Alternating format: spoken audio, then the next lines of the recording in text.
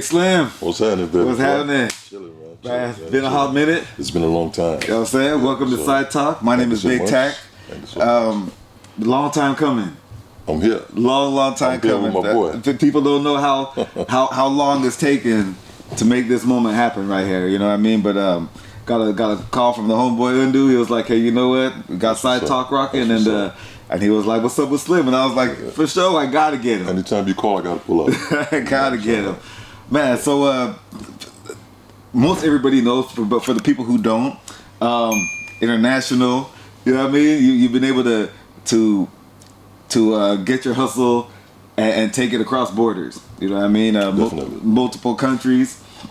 And a lot of people thought, this kind of thing probably could not be done. You know what I mean? When it comes to adult entertainment, you know what I mean? A luxury line of adult entertainment on top of that, so it's just like the highest echelon, doing things that people haven't even done before. Nobody's seen a swimming pool right. in a strip club before, you know what I mean? And I guess to start off, what inspired you to go that line, that direction? Well, I've always been a fan of the strip club business all the way from the U.S. Actually, I had one in the States in Jacksonville. Okay. You know what I'm saying? The Silver Fox. All right. You know what I'm saying? So when I came out here, I just wanted to replicate it because I sensed that there was a void, for that kind of entertainment. And I knew I was the man to fill it, you know what I'm saying? Because I had experience before in Jacksonville. So I just decided to, let's give it a shot. But there was a lot of doubters. There was a lot of haters. Nobody thought it would work in VI. Right. At the time, I think that there was only a couple in Ikeja. Yeah, some dirty ones. Some dirty ones. But I had to come and just do, a fresh one, and the rest is history. You know what I mean? Yeah. So what was the journey like? What was the process? There a lot have come and gone. Yes. You were able to keep it consistent. Mm-hmm. You were able to improve, to build. Yeah. Were there times that you really said, hey, you know what? This ain't gonna work. This is too rough. People are too opposed, Well, was there a time that you really doubted the whole movement? Never, because if you go far back as history, you understand that women have always run the entire world, and people don't understand that wars between two countries have been started because of a single female. Right. You know what I'm saying? And no matter what, I just knew that if you gave the people the right product and it was professional, that it'll work out. And it has. Yeah. But in the beginning, it seemed like when people were first rocking strip clubs out here, it just felt like a bunch of pop-ups. Yeah. You know what I mean? Like people weren't like saying, okay, you know what? Let me do this professionally. Let me do it right. Let me get licensing.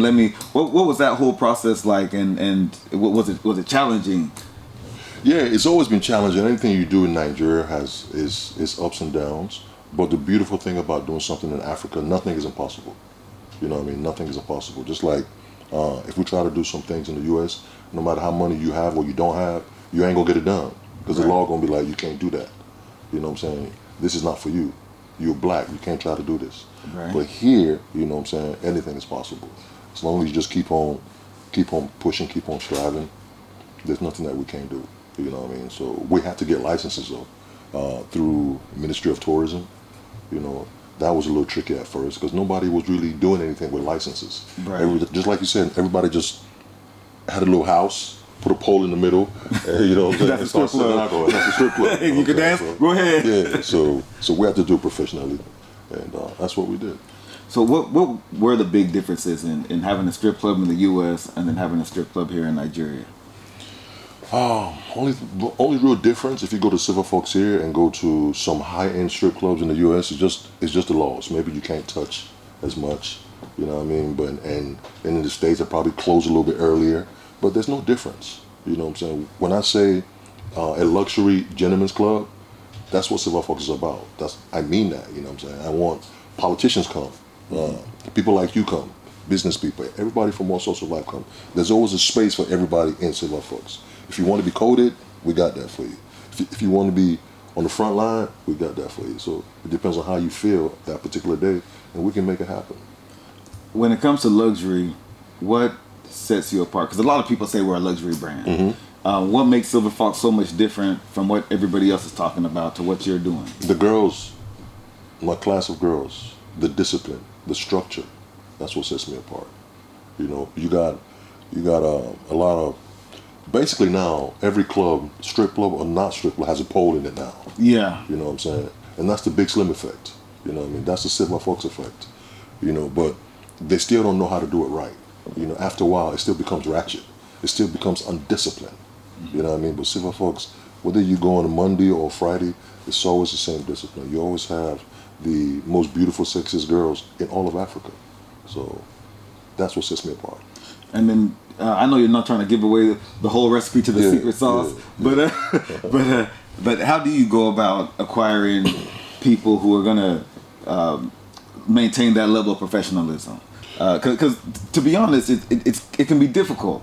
You know what I mean? Finding people who are gonna say, hey, you know what? I want to be able to adhere to this set of guidelines. I want to be able to make sure that I'm going to perform at my peak. You know what I mean? So how do you go through that process? How do you know that, okay, this is going to be somebody who's going to be the right fit for the club? Well, first of all, it starts with you. It starts with the owner. You know, the knowledge that I have. I've been in the game 33 years. Yeah. So the knowledge I have, I transfer that to every department in Silver Fox. From the coordinators are responsible to keep the girls in line, to the DJs, to the management. You know what I'm saying? I'm hands-on, I'm working. You know, if you go to some clubs and just check it out, most owners just have a table, popping bottles, and they have a whole bunch of girls around them and stuff like that. That's not my style, you know what I'm saying? I believe in making sure that my craft is always perfected, especially when I'm in the club. I make sure everything is always in line. And plus, when I'm in the club, it seems like everybody behaves themselves and stuff like that. So, you know, but we have people in place, even when Big Slim's not around, to make sure that Silver Fox standard is on point. Yeah. You know, you're talking about the professional aspect reaching across to all staff, right? There's a lot of clubs that are playing music. You got to get DJs. You have to have the right DJs. What's the difference between somebody who's going to DJ at a strip club from somebody who's going to DJ at a regular club? That's a great question. The difference is it normally takes them about a couple of months to really understand the culture, to really understand the movement. You got to understand you're not just playing for playing sake in a regular club. It has to be something that you're playing for you, the guests, and also the girl that's on stage. It has to be a fine balance where you feeling it as our guest and the girl being able to perform to make you happy. So there's a real fine line between knowing what to play, when to play, the kind of music to play for a specific girl, you know what I'm saying? Because she has to be motivated. If she's dulling, you won't be happy. You know what I'm saying? You won't be entertained. So that's the difference, is being able to find a balance between what to play, when to play it, and how to play it for both sides of the coin. Yeah. Wow. A lot of people won't look at that technical stance. No, you know what I mean? And I guess adult entertainment. Right. So it seems like there's since the birth of Silver Fox, right? What was the process up to? Because I know there were some times that, you know, when you were fully getting established, you know, you were one spot, you moved to a different spot, Why the movement and until the place that you're at now? Well, it's an evolution. You know, when we first opened, I first opened in Chevron. Yeah, I remember. You remember? Yeah. From Chevron, we went to Alpha Beach. Yeah. You know, from Alpha Beach, we went to VI. Yeah. Bararabi Musa. Yeah. Behind. Yeah. From there, Ligali. Right. From Ligali to the mecca of all strip clubs now, which is my current spot. It's just an evolution. You know, growing, being successful, saying, you know what, I'm not content with being in Ligali. You know, I want to do something on a Las Vegas scale, in Atlanta scale, an international scale. So that's where I finally decided to go buy my own land and purposely build my own strip club. Ground up. Yeah. I remember at one point, I think it was when you were back at Chevron, You'll put in a bunch of money. Yeah. You know, the place was looking nice. Everything was up to that standard. And I think I remember that the owner was saying, you know, the building is too classy for this kind of business to be in his establishment. Yeah. You know what I mean? You remember? Yeah, I remember. Of course, I remember. And I almost forgot that. Yeah. And so I remember you had to shut it down then. There's always going to be like a number of haters. You know what I mean? People who are going to say, hey, you know what? This kind of business is not up to our standard. This kind of. So what has been the change in people's mentality, or has there been a change in people's mentality? And if so, what has that change been? You know, there has been a change. The person that said, I don't want you in my building now, is probably my best customer now. You know what I'm saying? So the evolution, the fact that we brought it to the island and we were able to be successful, and now everyone comes. You know, it doesn't matter if you're a politician, if you're a businessman, if you're just a regular hustler, you know what I'm saying? There's a spot. But there was a lot of challenges in the beginning because of society. You know, once I was forced to close in Chevron, I went to another spot. I never gave up. Right. I just kept fighting to now, and now became, well, it's here to stay. It's accepted. It's a part of the Lagos nightlife culture now. So right. It is what it is. It's like, he ain't going nowhere. No, it ain't going nowhere. You know, we gotta accept this. Sure. Slim ain't going nowhere. No question. You know, we are in a very religious country. Mm-hmm. You know what I mean? High Christian beliefs, high Muslim beliefs. How are you able to, or actually, what was the reception when it comes to the, I guess, a religious standpoint of people saying, hey, you know what, there's a gentleman's club happening?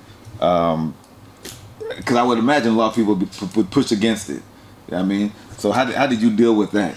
Well, let me tell you a very, very interesting story. When I bought the land that I am at now, I started to erect my building. And once we got to roof level, the land across was sold. And as that place started to build, we now realized this is a mosque. Mm-hmm. But I was here first. Right. You know, when I realized it's a mosque. So I just decided to do one thing. I went over there and I spoke to them and I said, you know what? I would like to contribute to helping you build your building. Right. And we just created a relationship and stuff like that. So they are even one of my biggest supporters now. When government officials come or people try to harass us or try to turn the mosque into something else, they say, no, we're not going for that. He's with us. We come up together. We don't have no issue with him. So, you know, and we always contributed financially when they, you know, it's like doing your civic duties, so to speak. You know what I mean? So just to keep things going and keep everybody happy. But as far as Christians, no issue. Muslims, no issues. You know what I'm saying? I mean, mutual respect and understanding. Yeah, exactly. Like that. And plus we're in 2025. You know what I'm saying? Right. So it ain't like we're in the 80s. You know what I mean? So yeah. So everything is on point now. Something I would imagine, right, is when it does come to let's say the talent. Mm-hmm. You know what I mean? Mm-hmm. Mm-hmm. Girls are coming. I'm sure you've seen a lot of women come and go. Thousands. Yeah. So what's the difference between the ones who are in it, coming through and they leave, and the ones who will stick around and say, hey, you know what, this is a part of what they want to do in their life or in their career? Well, you know, when you first come to Silver Fox, first of all, every girl is hand selected, number one. Number two, you're asked some basic questions. You know, why do you want to do this? You know what I'm saying? What is your end goal? You need some quick cash, or you just trying to build a future for yourself? Those girls that answer the right questions, then we develop them. We train them. We teach them how to dance, how to walk, how to be exotic. You know what I'm saying? I think that's a little bit of difference that sets us apart from your other strip clubs, where they just hire girls that they perceive, okay, she's beautiful, go wear costume and just turn her loose. But behavior matters. Speaking ability matters. Being able to perform matters. So many things matters, and that's what we focus on. That's why people always say, 90% of people always say, Silver Fox have the best girls.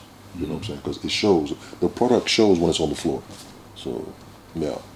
You know, I've been to a club here too. You know what I'm saying, in my time, and I have noticed that, you know, there's some girls that I've seen who have been at Silver Fox, and then they'll be at other places, dancing at these other places as well. and it does seem like to an extent that they're doing a little bit better. Are there policies that because a lot of people think, okay, you know what, once you not work for me, you can't go anywhere. What's your policy on girls coming and going and if they choose to, especially because it's an investment. If you're going to take time to train somebody,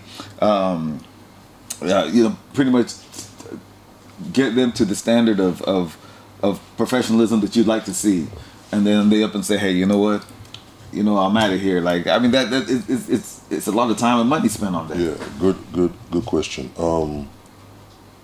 Most of it is girls that you see that have been with Silver Fox for a minute. You now see in other strip clubs. Is because we've released them. It's because we've let them go for various behavior issues. Maybe this particular girl drinks too much, doesn't want to stop, or doesn't want to, or is rude to our guests. So it's very rarely that you have a girl come to Silver Fox and just leave. You know what I mean? So, but you can't. It's not like the States where we can regulate that.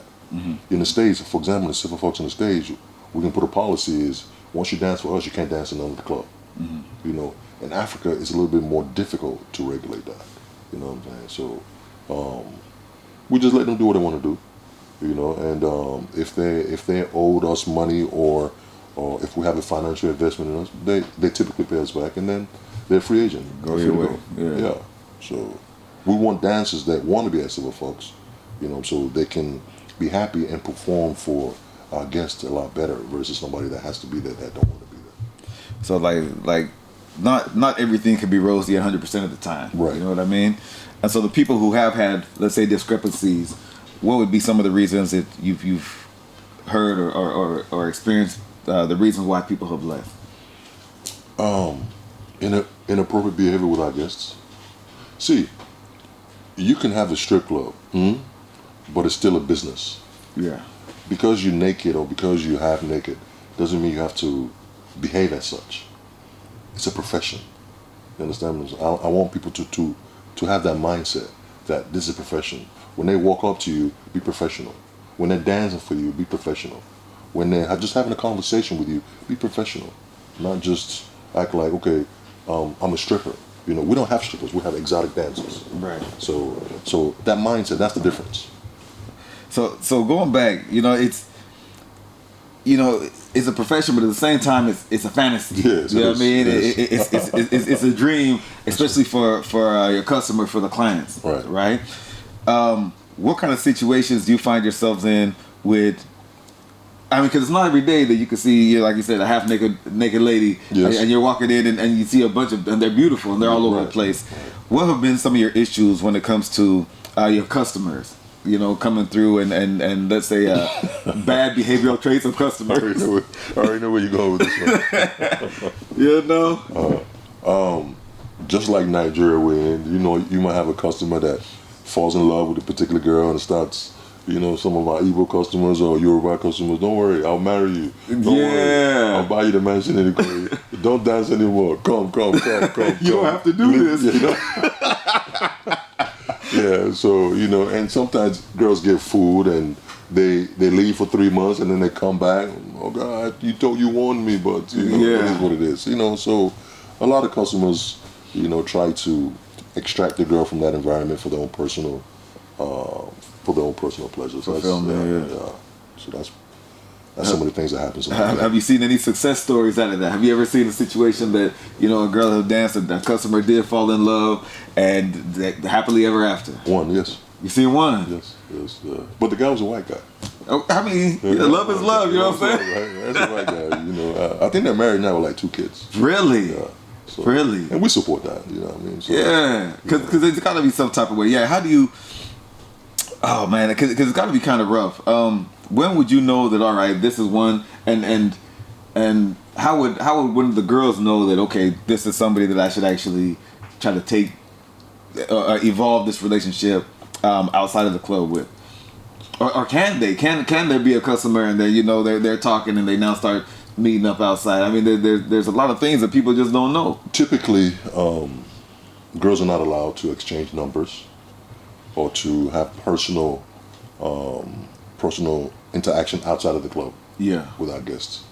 But like I said, you cannot control 100% what happens outside. You know, things happen. You know, we're all human beings and stuff like that. Some people fall in love with each other in the most peculiar ways and stuff like that. So when that typically happens, the girl normally comes to me and says, she wants to, go another direction and stuff like that. What can I say?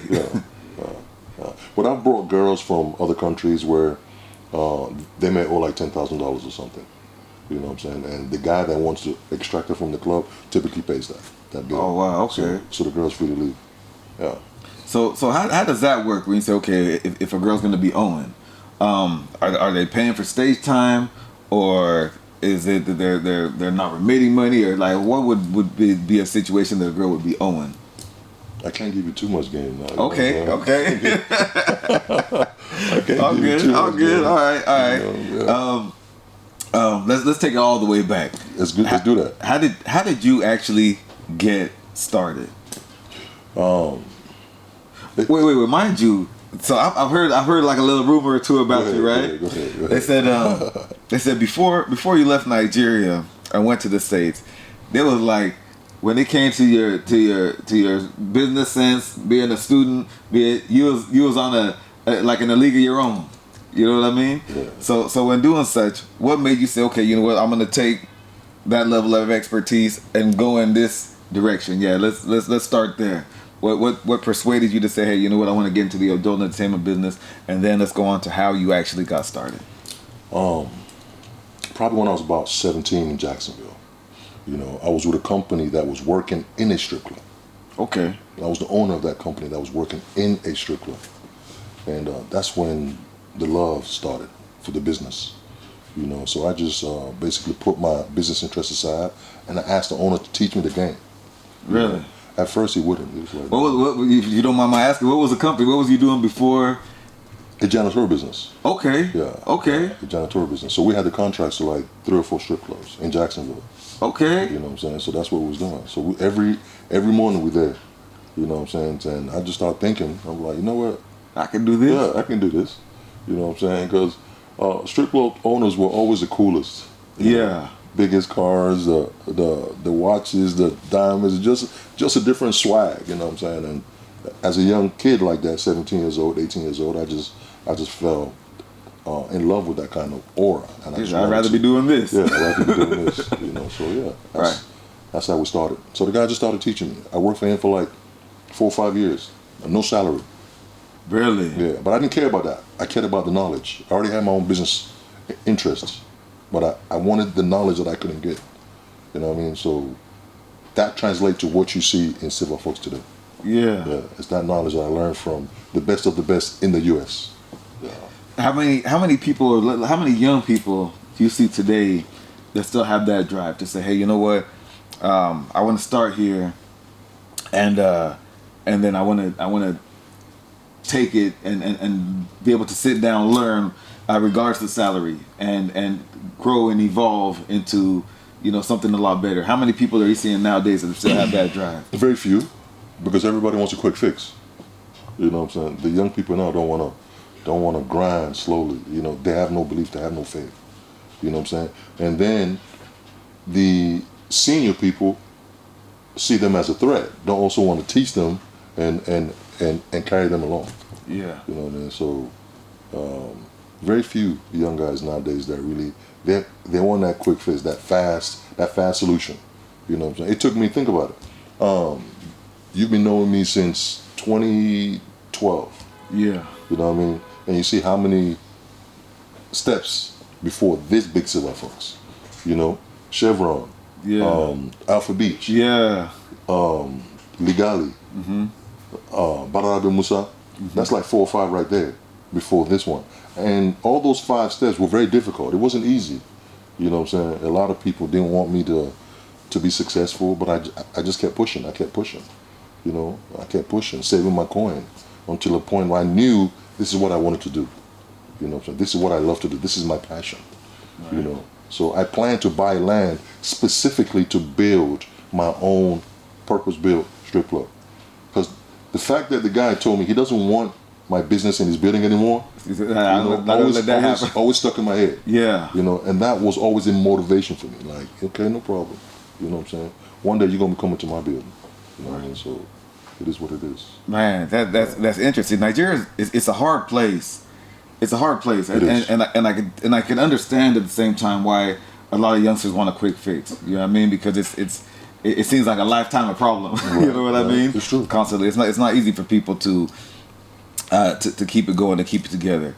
Apart from not having somebody wanting you to keep you out of their building, or not having somebody who wanted you in their building, what else kept you going? What else kept you going? Because I'm looking at that kid out there, that 17-year-old kid out there right now, who's saying, "Hey, you know what? I don't know what to do. I don't know how I'm gonna get there."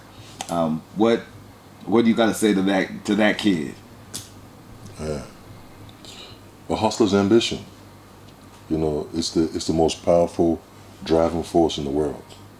When you know you're a hustler and you have that ambition, that's gonna keep you going. Never stop. Never stop. If one door closes, there's another door that's gonna open. You know what I'm saying? If you are sincere with people, there's gonna be one person in this world that's gonna take a liking to you and is gonna want to help you as much as he or she can. And when they do, don't disappoint. Don't look back. You know what I'm saying? Make them realize, you know what? I knew that kid could do it. You know what I mean? So yeah.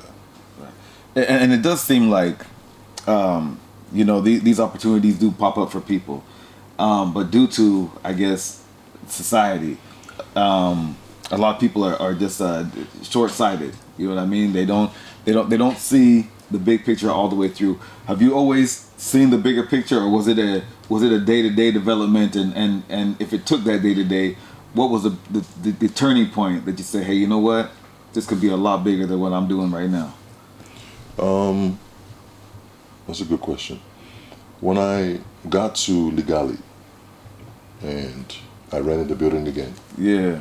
And I think my third year in Legali, the landlord also started, wanted to jack up the rent based on what I was doing. Yeah.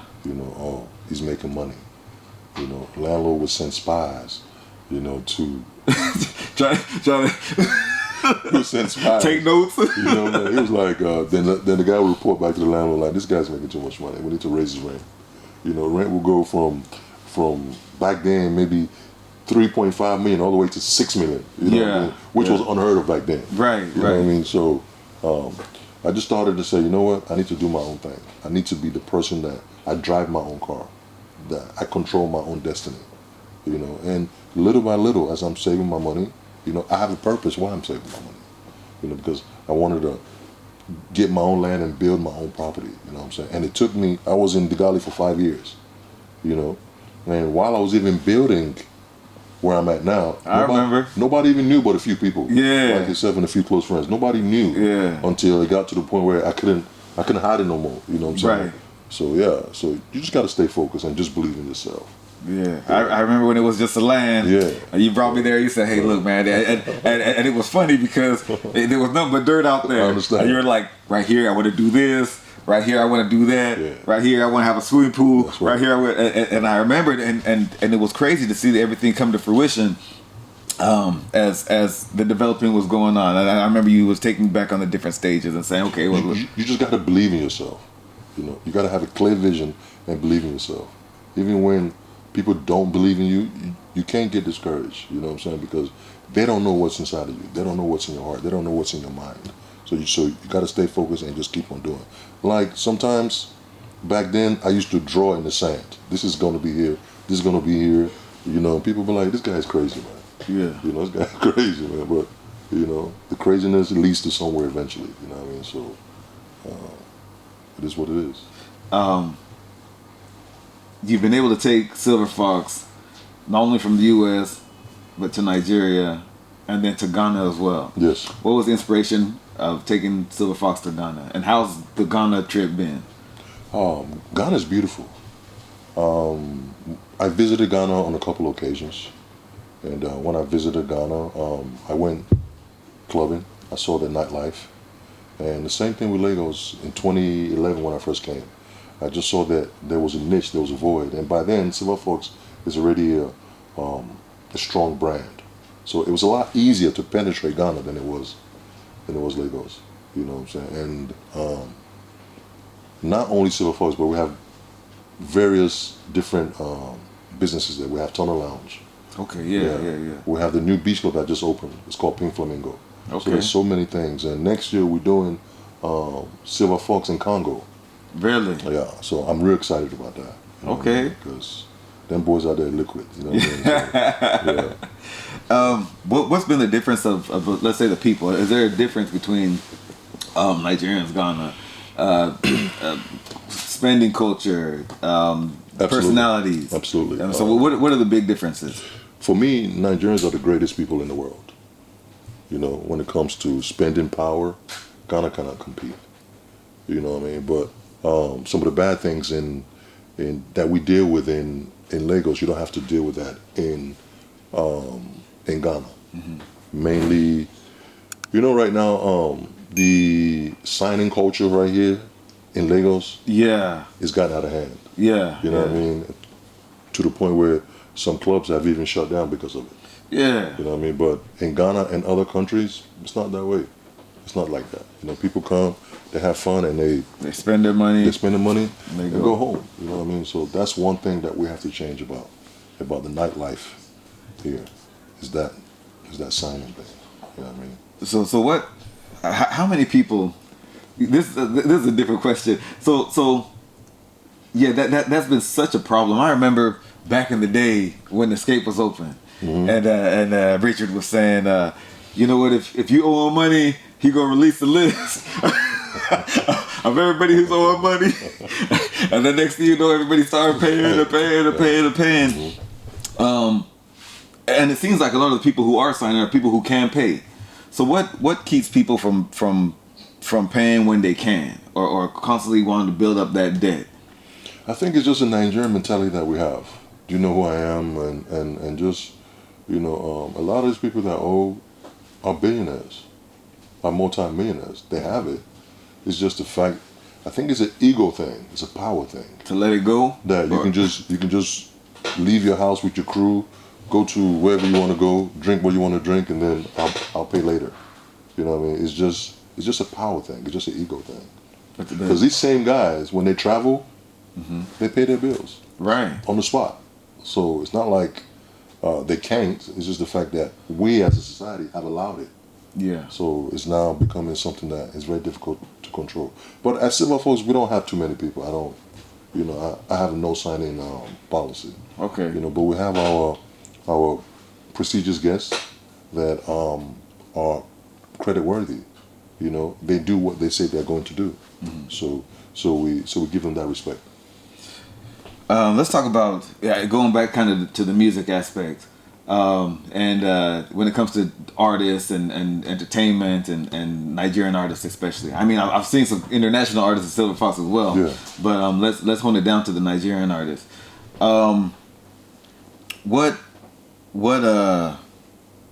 What's their presence like in Silver Fox, and what's the relationship like?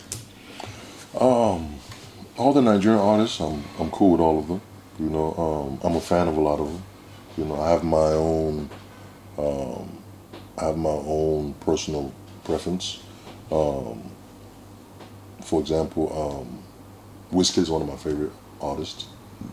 Olamide is up there. David is up there. Yeah. Burner too. I'm like you. Or like anyone here. You know, I'm a fan. But when they come to Silver Fox, you know what I'm saying, I typically it's business. Right. It's business. They don't, artists in the strip club, they don't really push the needle. Okay. They don't really push the needle like they may in a regular club. Because you coming there, anyone's coming there, they're coming there for the girls. Mm-hmm. Not really if such and such is in the building or such and such is not in the building. We can care less. You know what I'm saying? Because we're coming to enjoy the 50 girls that I have. The girls are the stars. Yes. You know what I mean? Yes, when it comes to the club. Absolutely. I mean, but from a social media standpoint, mm-hmm. you know, it's good content to put on your social media that such and such pulled up, you know what I'm saying? But from a monetary standpoint, they don't push the needle either way. Have you had situations whereby people thought that they're a lot bigger than the establishment. You know what I mean? And they do want to start acting anyhow. They do want to say, hey, you know what? I got money to throw around, so everybody should just kind of to be at my beck and call and do whatever I say. Have you had those kind of situations before? Yeah, of course. And how did you manage those situations? I just tell my managers, like, look, when you start collecting money from them, when you start acting like a groupie, they're gonna treat you like a groupie. Mm-hmm. But when you are professional with them, and even when they want to tip you, say, oh, thank you, sir, but I can't. Maybe you can tip my bouncers or my staff, and they respect you. You know what I'm saying? But when you act like a groupie, they're gonna treat you like a groupie. Right. Let's make it a little bit more interpersonal. Being around a lot of beautiful women constantly, right? It's got to be a situation whereby if you're in a relationship, it could be, let me say, like threatening. Mm-hmm. You know what I mean? Has it affected your relationships, and how do you manage that situation? Well, this is a very good question. My relationships have always been with people that are open-minded. Even my girlfriend today. She's a celebrity within her own realm. An American, so she understands the game. You know what I'm saying, and she understands my discipline, and I've been in this game such a long time. But a typical Nigerian woman could not probably handle it. They would feel threatened. I've had plenty of people that said, I don't know how you do it. I can do it. You know what I'm saying? But my person I'm with today is very open-minded, very, grew up in that culture, grew up in entertainment, grew up in hip-hop. So she understands the game. So that's how we're able to work as a team. You know what I mean? So yeah. When it comes to staff, right? Yeah. Let's go that direction. And it doesn't matter what kind of business you're running. There's always going to be, your favorites, right? And sometimes when you have favorites, they kind of know that they're your favorites. You know what I mean? And they want to kind of press the envelope a little bit, or push the envelope a little bit, and kind of flex on everybody else. And be like, Oga and I, we're good, we're good. How do you manage those situations, and how do you keep them focused to say, hey, you know what, don't overstep? You know what? I've always been the type of person. When it comes to business, one of the things you said way back in the interview was my business acumen and my mentality is very different. I don't have any favorites. Okay. The people that I consider my favorites are the people that work hard when I'm not in the building. You work hard when I'm not there, so I don't see you working hard, but I hear you working hard. You know what I mean? And I treat everybody the same, whether you're the GM or the assistant manager or you're the cleaner. Everybody must be afforded respect.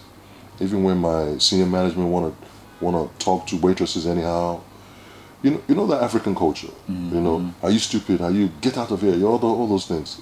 I teach them the American standard. Don't do that.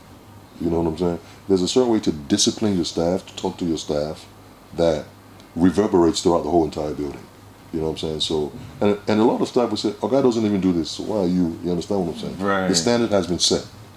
From the top, and it trickles all the way down. Yeah. So that's it.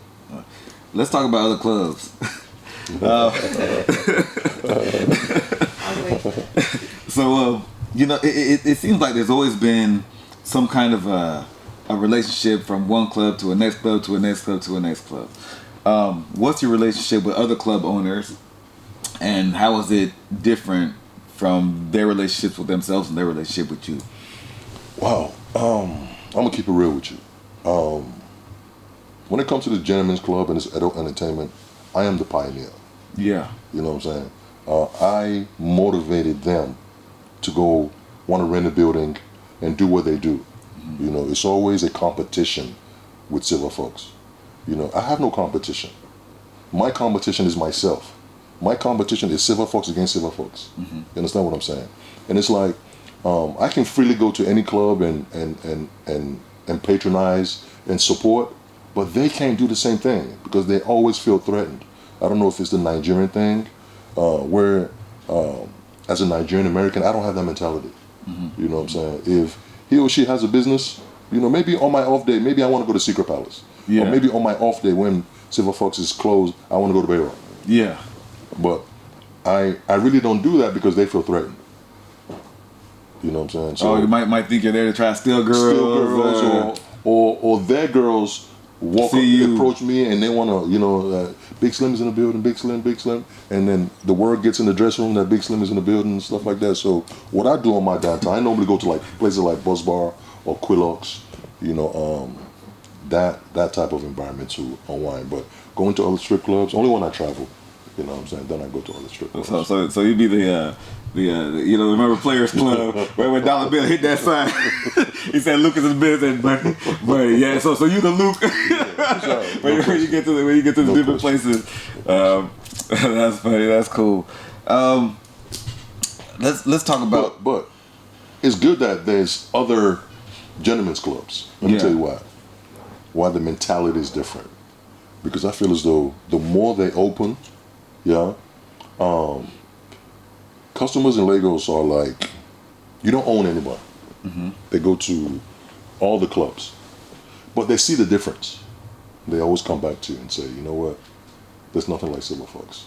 Right. They see the quality, they see the discipline, they see the cleanliness, and they always come back and say, I've had my fill. Mm-hmm. Let me not come back to, where I feel at home. Yeah, no question. Would you like to ever consider, maybe doing some collaborative parties, doing something that's just way different than I tried at one time with a particular strip club in Lekki.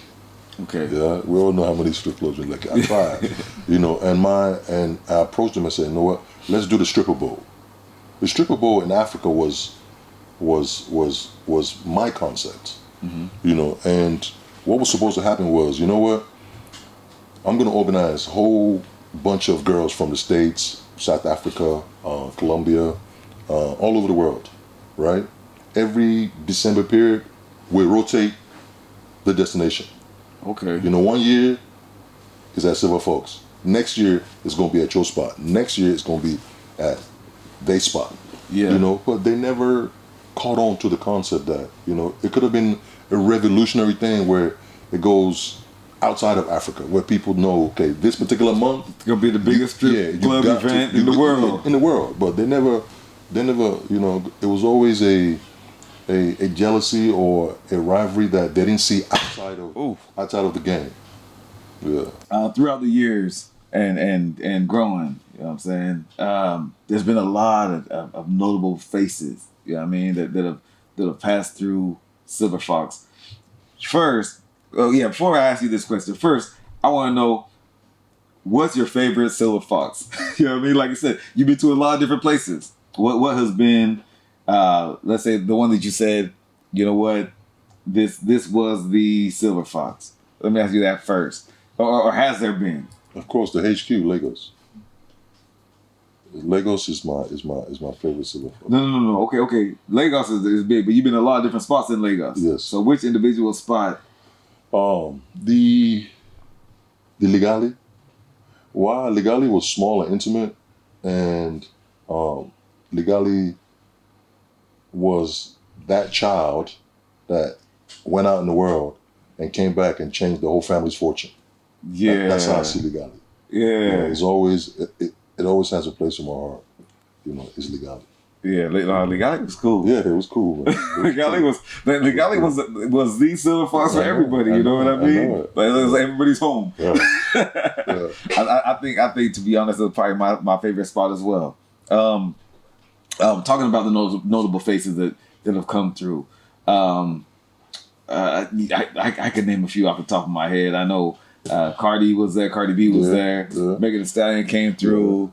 Anthony Joshua. Yeah, that was recent. Yeah. Who? I mean, roll them out. Roll them out. Some people that have come through. So many to name, but I think Megan Thee Stallion pulled up at one point. If I remember right. She did. Yeah, she did. My favorite was probably Cardi. She was fine. Yeah, Cardi was just in Silver Fox. I remember, when the DJ say an artist, they start pumping her song. Yeah. She said, stop. I didn't come here to listen to myself.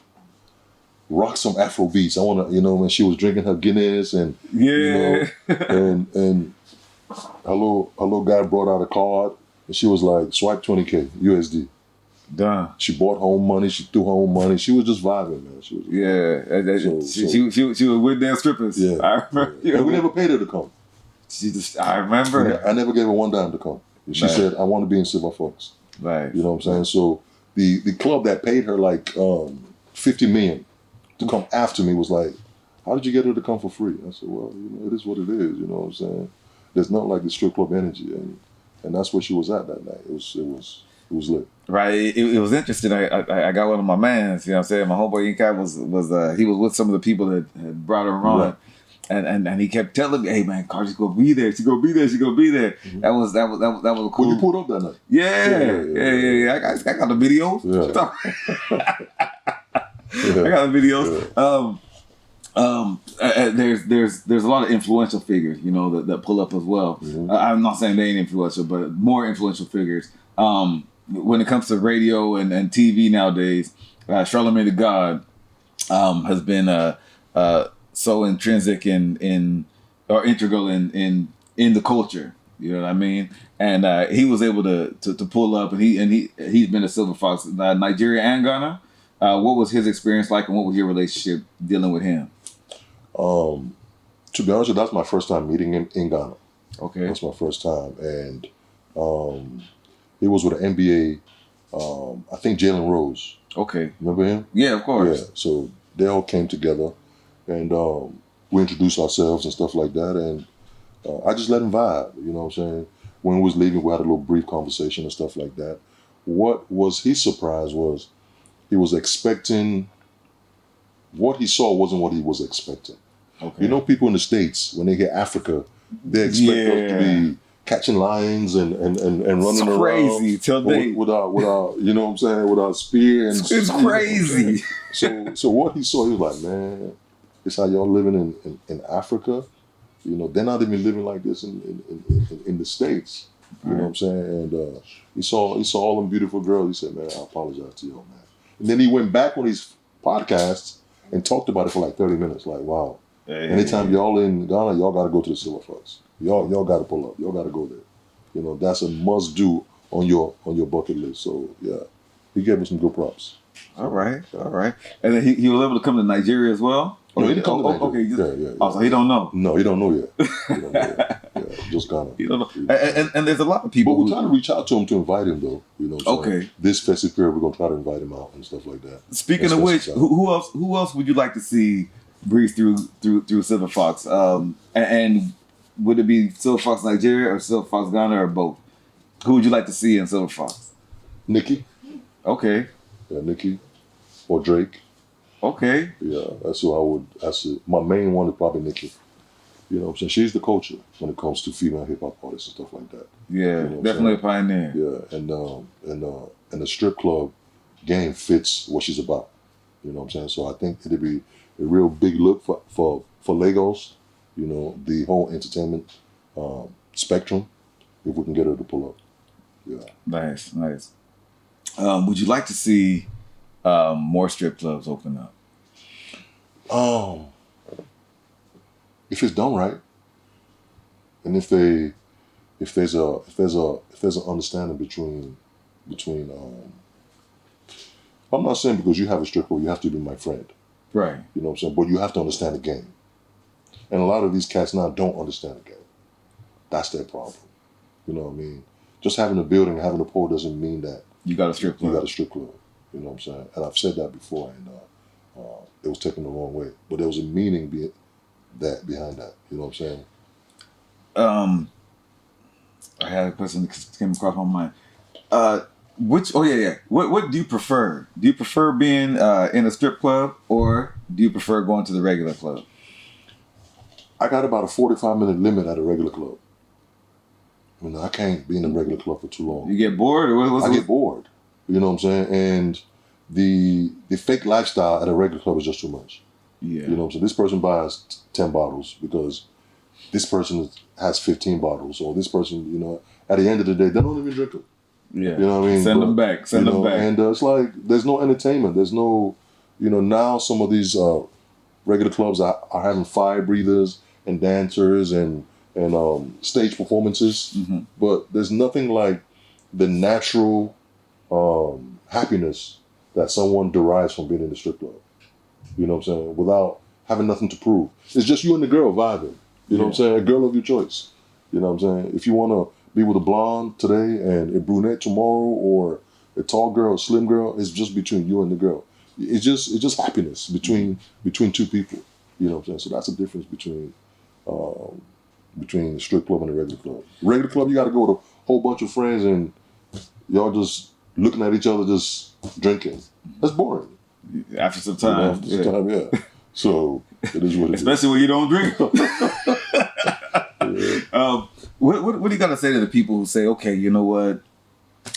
This kind of business is exploitation. It's objectifying women. It's holding women down and holding women back. What do you say to people who have that mindset? Most of my foreign girls and some of my even few Nigerian girls have built houses, have built shops, have businesses outside of Silver Fox. There's one of my particular dancers. She has 3 shops that she has built in her in Enugu. Okay. You know what I'm saying? And driving rents, and all that came from Silver Fox or what she's doing. You know what I mean? So there's one thing that happened when I first came in the game. Cave and Caja.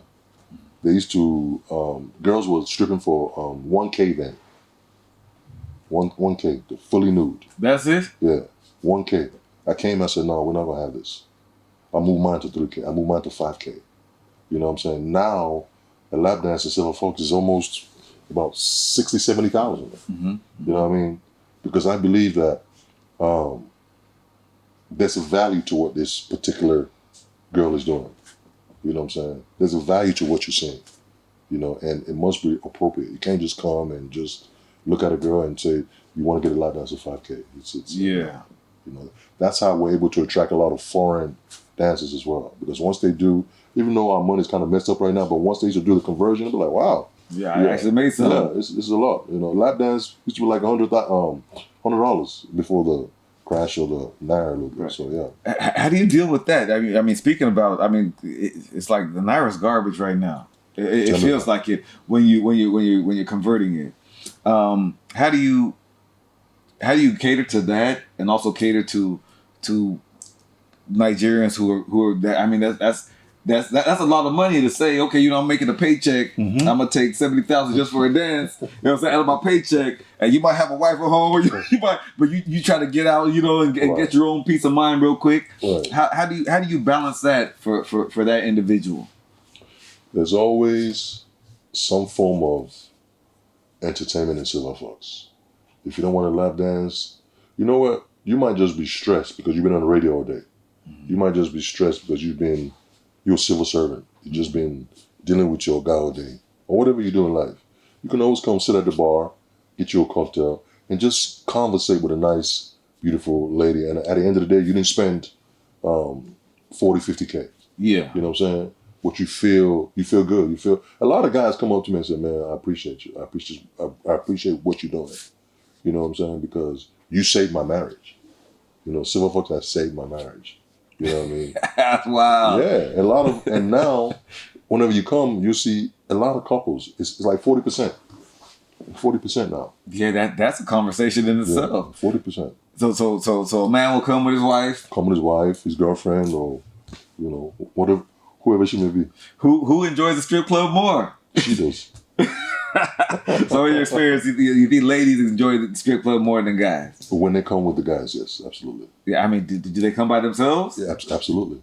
So ladies come to the strip club by themselves? Come by themselves. There was like 4 ladies last night by themselves, bought their own champagne, getting lap dances, spraying money, enjoying themselves. Nice. And that's the beauty of it. Equal opportunity establishment. I got you. So this question, and it's a somehow question, right? You get girls from all over the place, to come and dance. At one point, I remember I had to call you up, you know what I mean? Because I saw a news article and there was this chick that was in the Tiger video. They said she came out from Ghana to U.S. to Ghana to come and dance for you. Something bad now happened. I don't know. Unfortunately, she ended up passing away. And a lot of people were saying, "Oh, this has something to do with Silver Fox, and this has something to do with this and that." Right. At the end of the day, how did that whole situation pan out? It was sad, and may her soul rest in peace. But as you've known, her name was Tiger. Yeah. Tiger has been coming to work for me for a long time. Tiger, Miss Dam, so many of them girls. I remember from the States have been coming.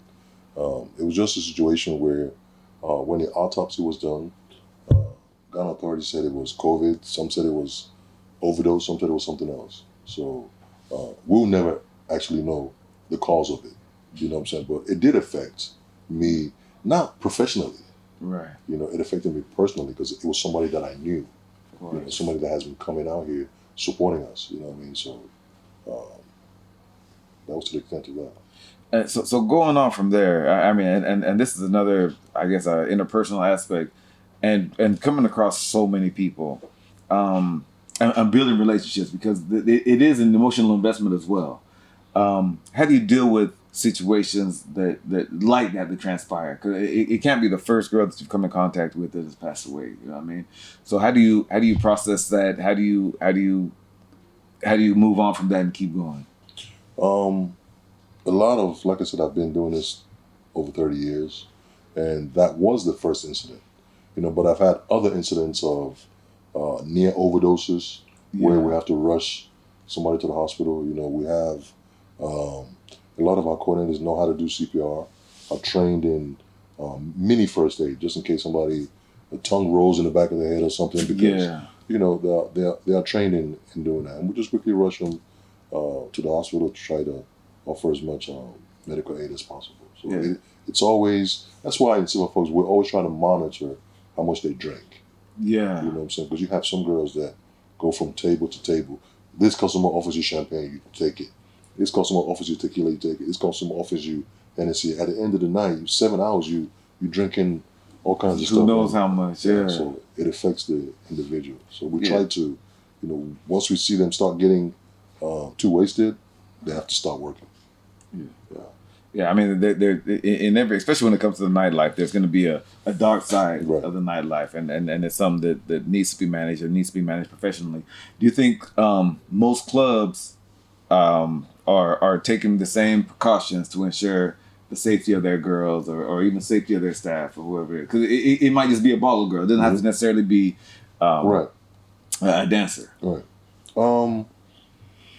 I can't speak on other establishments, but as far as us, we do our best to try to stay on top of them, try to educate them as best as we can to know, it's not because we're trying to dull you, it's because I've visibly seen that you've had too much to drink. Mm-hmm. You know what I mean? Bottle girls, waitresses, hostesses, they don't come in contact with alcohol anyways, as far as consumption. It's just mostly in the strip club realm, it's your dancers that you pretty much have to worry about. All right. And we also teach them when they are with customers, don't allow customers to give them anything or any drugs or anything like that. It's all a learning process. I mean, you have to, that's where all these years of experience comes, because we've had situations like this happen in the States. Of not course. just in Africa. Of course. So, it happens everywhere. Yeah, so we learn about that, and we're trying to transfer that knowledge to our exotic dancers. Man. Slab, I can't lie, man. I appreciate you. I appreciate you. Like man. I said, it's been a long time coming. Too long, brother. Too long. You know what I mean?